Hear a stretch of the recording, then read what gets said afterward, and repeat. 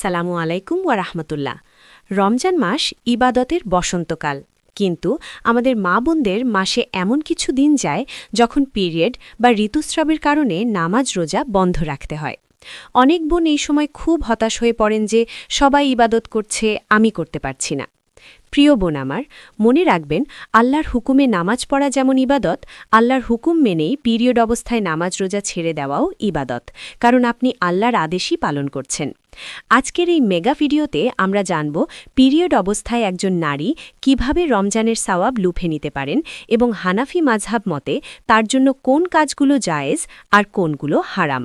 হানাফি ফিকহ অনুযায়ী পিরিয়ড বা হায়াজ অবস্থায় 5টি কাজ করা যাবে না। 1. নামাজ পড়া। এই অবস্থায় নামাজ পড়া হারাম এবং এটি পরে কাজা করতে হয় না। 2. রোজা রাখা। পিরিয়ড অবস্থায় রোজা রাখা নিষেধ, তবে এই রোজাগুলো পরে কাজা করা ফরজ। 3. কুরআন শরীফ স্পর্শ করা ও তিলাওয়াত করা। কুরআন শরীফ সরাসরি হাত দিয়ে ধরা এবং মুখ দিয়ে তিলাওয়াত করা যাবে না, তবে যদি গিলাফ আলাদা থাকে বা রুমাল দিয়ে ধরা হয় তবে ধরা যাবে, কিন্তু তিলাওয়াত করা যাবে না। 4. মসজিদে প্রবেশ করা। ইবাদতের উদ্দেশ্যে বা অন্য কোনো প্রয়োজনে মসজিদের ভেতরে প্রবেশ করা নিষেধ। 5. কাবা শরীফ তওয়াফ করা।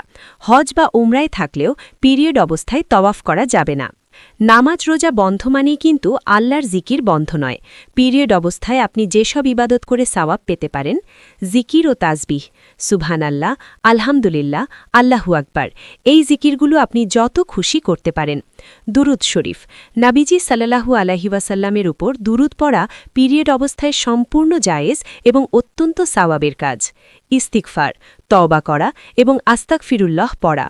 দোয়া করা, নিজের জন্য, পরিবারের জন্য এবং উম্মাহের জন্য মুনাজাত করা। কুরআনের দোয়া পড়া। কুরআনের যেসব আয়াত দোয়ার উদ্দেশ্যে পড়া হয়, যেমন রব্বানা আতিনা, সেগুলো আপনি দোয়ার নিয়তে পড়তে পারবেন। দ্বীনি কিতাব পড়া। কুরআনের আয়াত না পড়ে দ্বীনি কিতাব পড়া জায়েজ। 4. পিরিয়ড শুরু ও শেষ হওয়ার বিশেষ মাসালা। এখানে দুটি সূক্ষ্ম বিষয় আমাদের বুঝতে হবে। 1. রোজার মধ্যে পিরিয়ড শুরু হলে, ধরুন আপনি রোজা আছেন, ইফতারের মাত্র 5 মিনিট আগে আপনার পিরিয়ড শুরু হলো, হানাফি মাযহাব মতে আপনার সেই রোজাটি ভেঙে যাবে এবং এটি পরে কাজা করতে হবে। 2. দিনের বেলায় পিরিয়ড শেষ হলে, যদি রমজানের দিনের বেলা আপনার রক্ত বন্ধ হয়ে যায়, তবে হানাফি ফিকহ মতে দিনের বাকি অংশ আপনার জন্য রোজাদারদের মতো পানাহার থেকে বিরত থাকা ওয়াজিব, সম্মানার্থে, তবে এই দিনটির রোজা পরে কাজা করতে হবে। অনেকে মনে করেন পিরিয়ড হলে লাইলাতুল কাদারের সওয়াব পাওয়া যাবে না। এটি ভুল ধারণা। আপনি জায়নামাজে বসে জিকির, দুরুদ আর কান্নাকাটি করে এই রাতের পূর্ণ বরকত পেতে পারেন। হানাফি মাযহাবের আলেমগণ পরামর্শ দেন, নামাজের ওয়াক্ত হলে অজু করে জায়নামাজে বসে কিছুক্ষণ জিকির করা, এতে ইবাদতের অভ্যাস বজায় থাকে। 6. পিরিয়ড বন্ধের ওষুধ খাওয়া কি জায়েজ?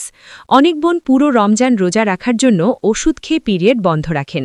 হানাফি মাযহাব মতে এটি জায়েজ যদি তার স্বাস্থ্যের বড় কোনো ক্ষতি না করে, তবে স্বাভাবিক থাকাই উত্তম, কারণ আল্লাহ আপনার জন্য যে বিধান রেখেছেন তাতে সন্তুষ্ট থাকাই প্রকৃত বন্দেগী। প্রিয় বোনেরা, রমজান শুধু না খেয়ে থাকার নাম নয়, রমজান হল আল্লাহর হুকুম পালনের নাম। পিরিয়ড অবস্থায় আপনি যখন আল্লাহর আদেশের প্রতি সম্মান দেখিয়ে ইবাদত থেকে বিরত থাকেন, তখনও আপনার আমলনামায় সওয়াব লেখা হয়।